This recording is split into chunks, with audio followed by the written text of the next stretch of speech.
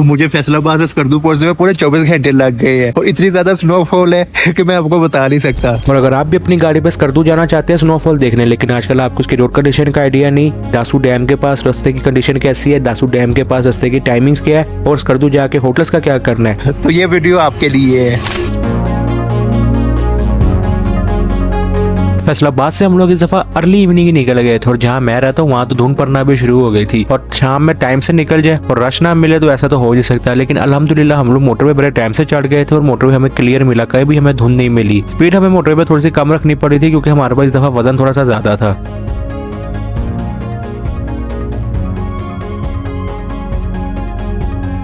इस्लामाबाद से स्कर्दू का travel distance almost 700 kilometre है। इस्लामाबाद मोटरवे से आपने जाना होता है M1 पेशावर वाली मोटरवे पे और इस पे 37 किलोमीटर सफर करने के बाद आपने मुड़ जाना होता है हजारा एक्सेस वे की तरफ। हजारा एक्सेस वे पे 1.5 से 2 घंटा सफर करने के बाद इसका लास्ट सर्विस एरिया आता है और यहाँ पे एक ब्रेक लेना मस्ट है।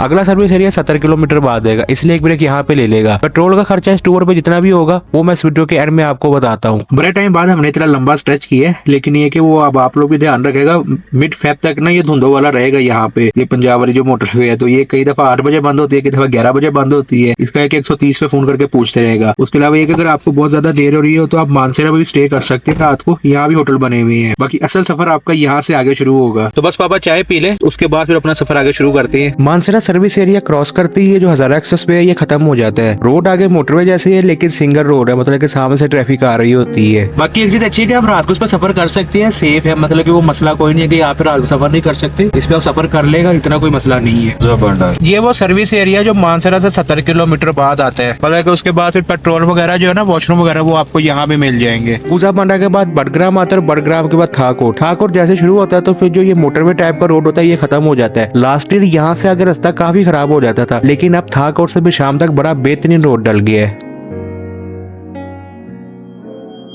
नेक्स्ट एक ऑप्शन आपके पास यहाँ पे शाम में भी है, इकोनॉमिकल होटल भी बने हुए और महंगे वाले भी बने हुए हैं। मैंने यहाँ पे कभी स्टे नहीं किया तो यहाँ पे जो रेंट वगैरह उसका मुझे अंदाजा नहीं है। बिशाम के बाद दासू आता है। लास्ट ईयर आप जैसे बिशाम क्रॉस करते थे ना तो यहाँ से फिर आपका टॉर्चर शुरू हो जाता था, लेकिन अब यहाँ भी बहुत अच्छा रोड डल गया। बीच में एक आधा छोटा पैच आ जाए तो आ जाए, वरना बिशाम से दासू तक कब सफर खत्म होता है पता ही नहीं लगता। असल अब टॉर्चर जो है वो आपका दासू के बाद शुरू होता है। जैसे ही आप दासू क्रॉस करते हैं ना तो फिर ये जो रोड है ना ये टूटा स्टार्ट हो जाता है और टूटा भी ऐसा वैसा नहीं, अच्छे बड़े बड़े पोर्ट होल्स बने हुए हैं। ये कि गाड़ी जिसकी ग्राउंड क्लियरेंस थोड़ी सी कम है ना उसको यहाँ पे काफी इशू बन सकता है, तो यहाँ पे आपने थोड़ी सी एहतियात करनी है। उसके अलावा दासू से चिलास तक 133 किलोमीटर सफर है। शाहजेन तक बड़ी बेहतरीन रोड है, लेकिन शाहजेन से पहले आपको मल्टीपल जगहों पे इस तरह के पैचेस आते हैं जहाँ पे आपको गाड़ी बहुत ज्यादा बचानी पड़ती है। उसके अलावा एक और इशू भी है, ये जो रास्ता है ये दिन में इसकी टाइमिंग्स रखी हुई है, मतलब की इसकी मुख्तलिफ टाइमिंग्स है, उन टाइमिंग्स पे रास्ता खुलता है। मोस्टली ये 2 से 3 घंटे के लिए रास्ता खुला हुआ होता है, इसलिए फिर दासू से चिलास तक 133 किलोमीटर सफर है ना, ये आपने इसमें से जो आधा सफर है ना वो तकरीबन ये 2 घंटों के अंदर करना होता है। टाइमिंग्स मैंने स्क्रीन पे लगा दी हैं,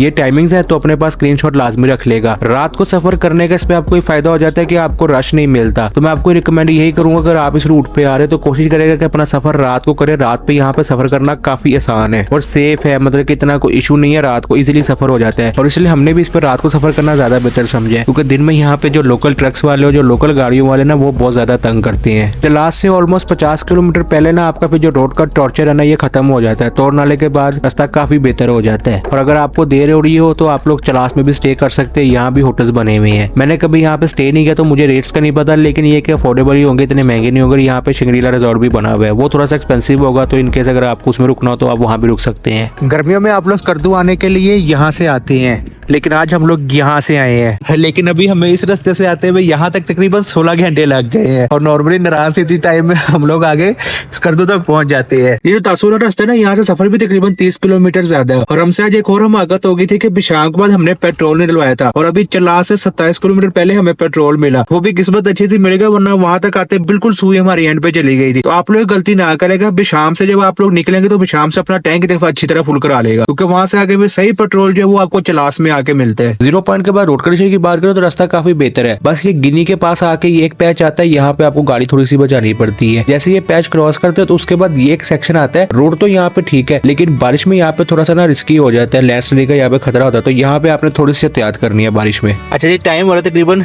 11:31 और सोचा है कि रात का ही निकले हुए हैं तो एक छोटा सा ब्रेक ले लेना ना ज्यादा अच्छा रहेगा हमारे लिए और जुम्मे के लिए भी।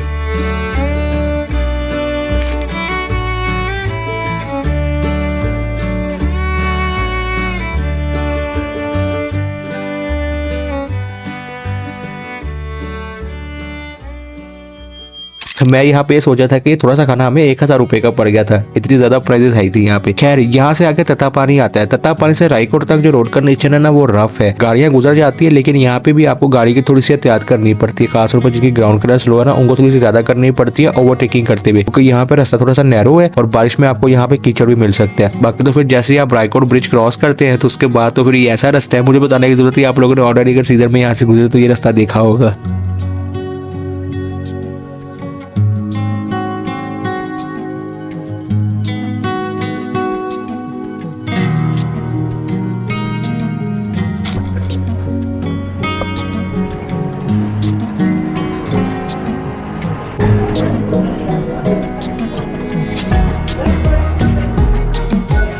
रायकोट ब्रिज के ऊपर मोस्टली दूसरे नेटवर्क बंद हो जाते हैं और आपको एस्कॉम की सिम की जरूरत पड़ती है। एस्कॉम की सिम आपको जगलोट से भी मिल जाती है और स्कर्दू से भी मिल जाती है। मैं अपना टॉप अप हमेशा जगलोट से करवा लेता हूँ, क्योंकि जब स्कर्दू वाले रोड पे जाते हो तो वहाँ पे दूसरे नेटवर्क नहीं चलते, आपको एस्कॉम की जरूरत पड़ती है, तो फिर फोन करने के लिए नंबर होना चाहिए। इसके अलावा अगर आपको जगलोट में शाम हो जाती है ना तो यहाँ पे आपको नाइट स्टे का ऑप्शन भी है। होटल काफी सारे बने हुए हैं आजकल, ये कि इतने ज्यादा ऑप्शन नहीं है, लेकिन आपको यहाँ नाइट स्टे करना पड़ जाए ना तो तरह आपको इशू नहीं बनेगा। हम लोग ने जगलोट से अपना टैंकर सीधा फुल करा लिया, क्योंकि अभी थोड़ा सा आगे जाके हम लोग मुड़ जाएंगे स्कर्दू की तरफ JSR से, और फिर वहां से आगे जो पेट्रोल है ना वो तकरीबन स्कर्दू जाके मिलेगा। तो आप लोग भी टैंक अपना यहाँ से फुल करा लेगा अगर यहाँ से आगे स्कर्दू जा रहे हो तो। जगलोट से स्कर्दू जंक्शन का ट्रैवल डिस्टेंस ऑलमोस्ट 10 किलोमीटर है। स्कर्दू जंक्शन से पहले ये एक पॉइंट आता है जहाँ मोस्टली टूरिस्ट रुकते हैं, ये ट्री माउंटेन जंक्शन है। यहाँ पे क्या है वो जब आप लोग आएंगे तो आप लोग खुद देख लेगा, मैं नहीं बताऊंगा।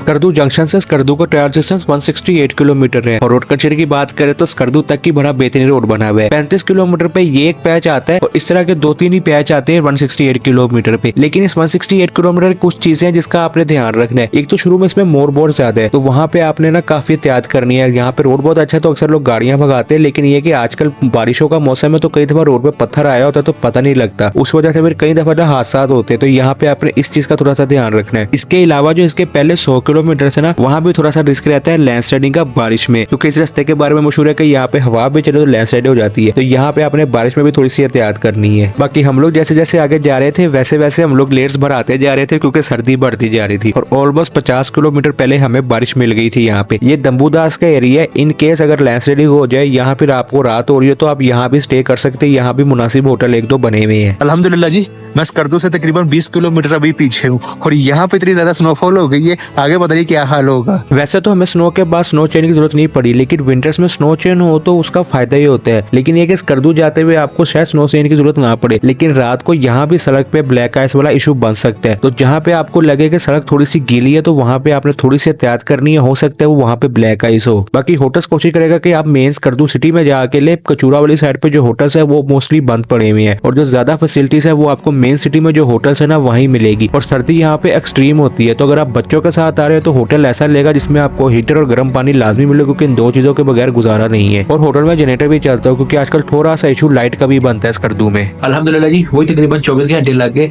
लेकिन ये कि अल्हम्दुलिल्लाह काफी अच्छा सफर रहा है। स्नोफॉल तो रुकने का नाम ही नहीं ले रही और टेम्परेचर यहाँ पे सिर्फ तकरीबन -2-3 के करीब है। ये मेरे हाथ जो है बिल्कुल सुन्न हुए हैं। तो पहले सर्दी कुछ करते हैं, उसके बाद फिर मैं आपको बताता हूँ कि पेट्रोल कितने का लगा है हमारा यहाँ तक, टोटल कितना सफर किया और होटल रूम का जो कमरा है वो कितने का लिया है।